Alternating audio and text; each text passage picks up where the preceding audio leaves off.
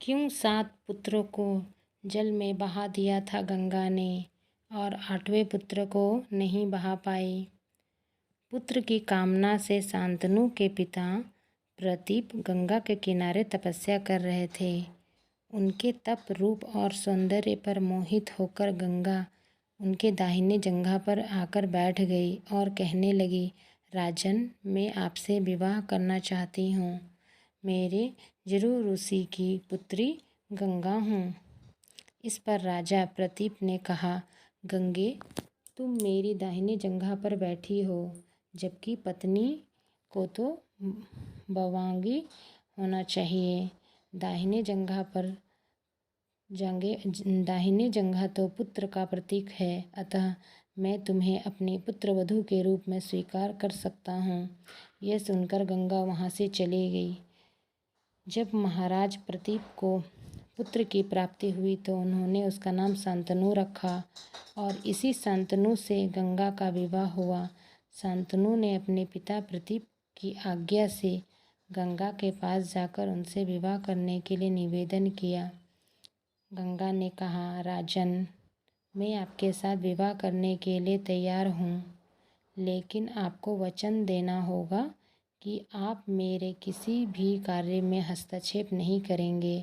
शांतनु ने गंगा को वचन देकर विवाह कर लिया। गंगा के गर्भ से महाराज शांतनु को 8 पुत्र हुए, जिनमें से 7 को गंगा ने गंगा नदी में ले जाकर बहा दिया। वचन के बंधे होने के कारण शांतनु कुछ नहीं बोल पाए। जब गंगा का 8वां पुत्र हुआ और वो उसे भी नदी में बहाने के लिए ले जाने लगी तो राजा शांतनु से रहा नहीं गया और उन्होंने इस कार्य को करने से गंगा को रोक दिया। गंगा ने कहा, राजन, आपको अपनी प्रतिज्ञा भंग कर दी,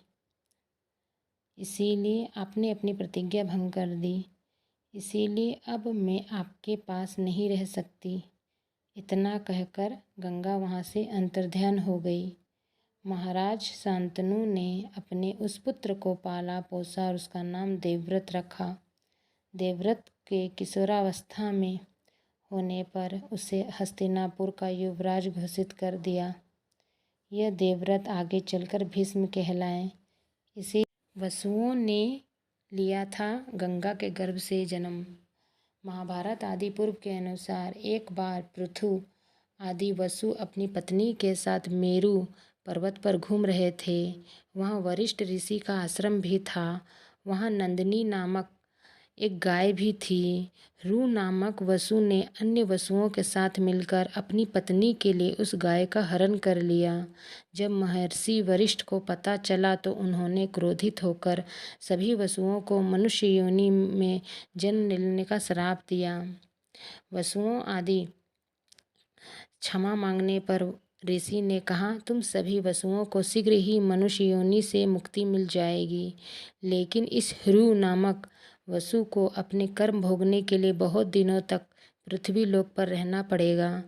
ये इस श्राप के बाद जब वसुओं ने गंगा को बताई तो गंगा ने कहा, मैं तुम सभी को अपने गर्भ में धारण करूंगी और तत्काल मनुष्य योनि से मुक्ति दिला दूंगी। इस श्राप के कारण भीष्म को पृथ्वी पर रहकर दुख भोगने पड़े। गंगा जी ने राजा की ये बात मानकर वसुओं को वरिष्ठ के श्राप का सब हाल कह सुनाया। राजा ने उसी 8वें पुत्र को डुबोने नहीं दिया। इस वचन भंगता के कारण गंगा के 8वें पुत्र को सौंपकर अंतर्ध्यान हो गई। यही बालक रू नामक वसु था जो भीष्म के नाम से प्रसिद्ध हुए। फ्रेंड्स, अब हमारा ये स्टोरी ख़त्म होता है। अब हम लोग मिलेंगे नेक्स्ट वीडियो में। Thank you.